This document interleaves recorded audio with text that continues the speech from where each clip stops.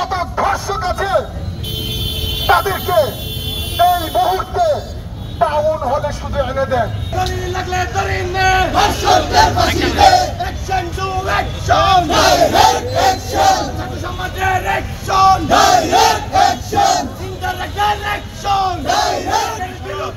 আপনাদের মাধ্যমে পুরো বিশ্বকে আমরা জানিয়ে দিতে চাই, এত সত্যতা প্রমাণের পর, এত কিছু সবকিছু বাংলার জমিনে ভাসমান হবার পর, আমার বাংলার জমিনে এখন পর্যন্ত কোন বিচার কার্যক্রম কেন হচ্ছে না?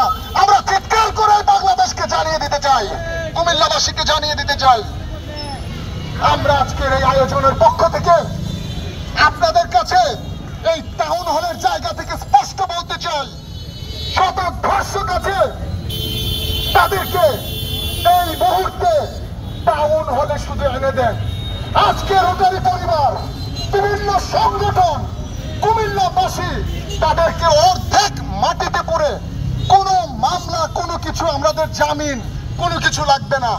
এই সারিতে যারা আছে, আজকের এই হাউজে যারা আছে, তারা অর্ধেক কোমর পর্যন্ত মাটিতে পুঁতিয়ে তাকে পাথর নিক্ষেপ করে পুরো শরীর থেকে অঙ্গ প্রত্যঙ্গ, মাংস, হাড্ডি আমরা আলাদা করে দিব ইনশাআল্লাহ।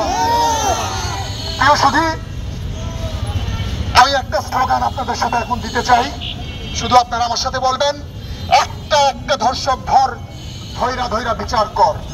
একটা একটা ধর্ষক ধর, একটা একটা ধর্ষক ধর, ধরে ধরে বিচার কর।